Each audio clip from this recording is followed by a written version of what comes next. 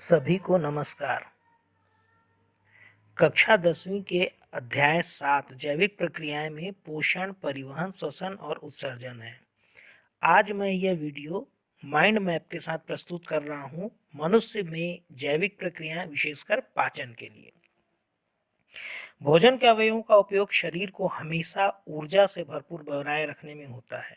आप तो जानते ही हैं, हम जब भोजन करते हैं तो उसमें कार्बोहाइड्रेट, प्रोटीन, वसा, विटामिन, जल इत्यादि होते हैं।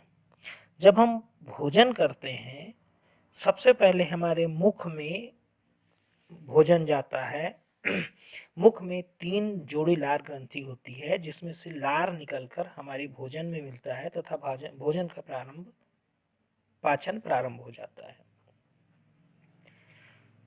लार में एमाइलेज मिलता है, जो स्टार्च के पाचन की प्रक्रिया को प्रारंभ करता है। यह कार्बोहाइड्रेट को सरल कार्बोहाइड्रेट में तोड़ता है। इसका दूसरा काम जीवाणुरोधी होना भी है। मुख में ही जिह्वा होती है।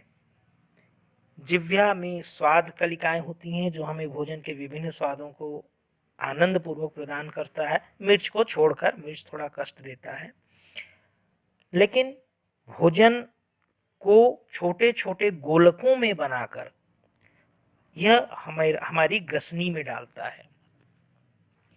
मानव की ग्रसनी 25 सेंटीमीटर लंबी होती है, जिसमें श्लेष्मा का स्रावण होता रहता है। इनकी कोशिकाओं में क्रमशः फैलाव व संकुचन होता है और इसकी आकृति वलयित होती है। यह रिंग के रूप में बना होता है, जो ऊपर से नीचे की ओर संकुचित होता है। इसलिए हमारा भोजन जब हम कौर मुंह में डालते हैं और ग्रसनी में गले से नीचे उतारते हैं, तो यह धीरे धीरे सरकता हुआ आमाशय की ओर बढ़ जाता है। आपने देखा होगा, जब हम छोटे बच्चे को खाना खिलाते हैं तो वो कई बार बंदरों के समान उल्टा लटक कर भी भोजन पेट में ले जाते हैं। उसके पीछे भी यही कारण है कि जो हमारा ग्रसनी है, वह ग्रसनी वलित होता है और ऊपर से नीचे की ओर संकुचित होने के कारण जो कौर होता है, वह कौर सीधे हमारे पेट में जाता है, चाहे हम बंदरों के समान उल्टा लटक कर भी खाएं। आप डायफ्राम के बारे में तो सुने ही होंगे। यह वह अंग है जो हमारी छाती के गुहा को उदर गुहा से अलग करता है। हमारे शरीर की सबसे बड़ी ग्रंथि यकृत भी हमारे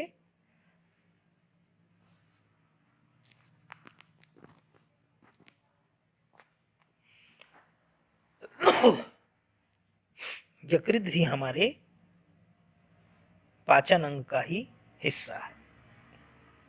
यह पित्ताशय लगा होता है। इससे पित्ताशय का स्राव, जो पित्त का स्राव करता है, यह बड़े वसाकणों को छोटे वसाकणों में तोड़ता है। आमाशय में पेप्सिन होता है, जो प्रोटीन का पाचन करता है।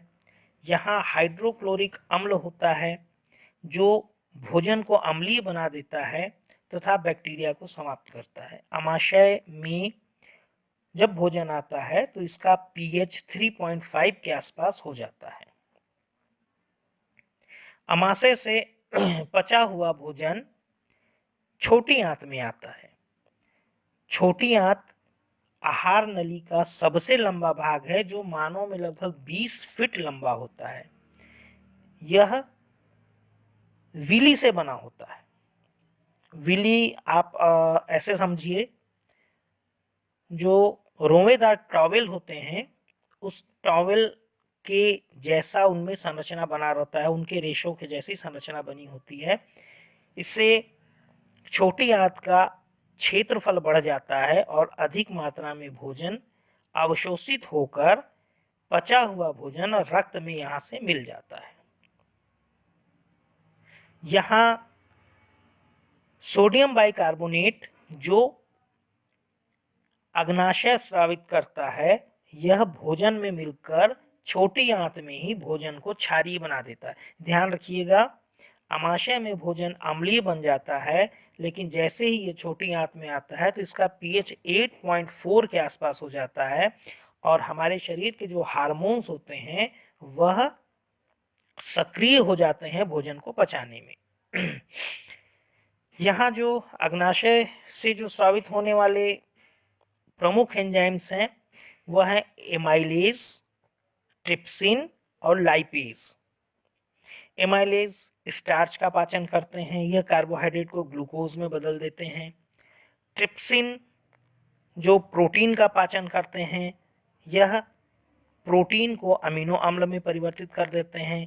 और लाइपेज जो वसा का पाचन करते हैं, यह वसा को लिपिड्स में बदल देते हैं। एक और एंजाइम्स का नाम आता है रेनिन। यह आमाशय में स्रावित होने वाला है जो दूध के प्रोटीन को, केसीन को अमीनो अम्ल में बदल देता है, जो छोटे बच्चों में पाया जाता है। हालांकि ये गाय के बछड़े में ज़्यादा मात्रा में पाया जाता है, क्योंकि दूध तो गाय का दूध तो उसे ही पचाना रहता है, केसीन उसे पचाना रहता है। इसलिए कई बार छोटे बच्चे को अगर दूध देते हैं तो वो खाली पेट में दूध देने पर पेट दर्द की शिकायत करता है। हमारे पेट में रेनिन बहुत कम मात्रा में बनता है। छोटी आंत से अपचित भोजन धीरे धीरे बढ़ते हुए बड़ी आंत में आ जाता है, जहां अपचित भोजन में बचे हुए जल का अवशोषण कर लिया जाता है।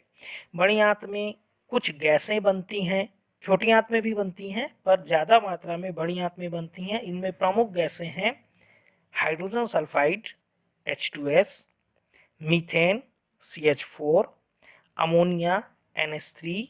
ये सभी गैसें मल द्वार से बाहर निकलती हैं।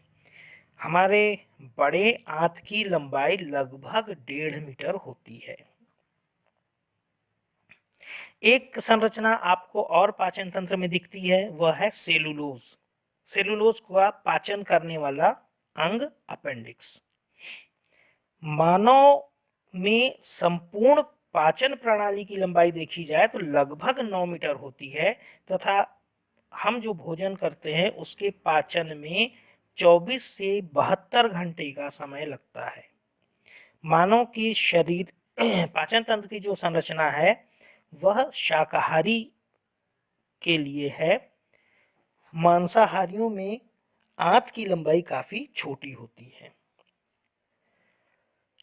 एक प्रश्न बनता है कि हमें भूख का एहसास कब होता है। तो हमारे वैज्ञानिकों ने बताया है कि अमाशय में संकुचन की प्रक्रिया जब प्रारंभ होती है तब हमारे मस्तिष्क को यह संदेश मिलता है और हमारा मस्तिष्क हमें कहता है चलो कुछ खाते हैं। यह वीडियो आपको कैसा लगा जरूर बताइएगा।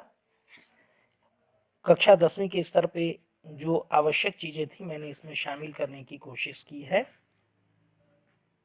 धन्यवाद।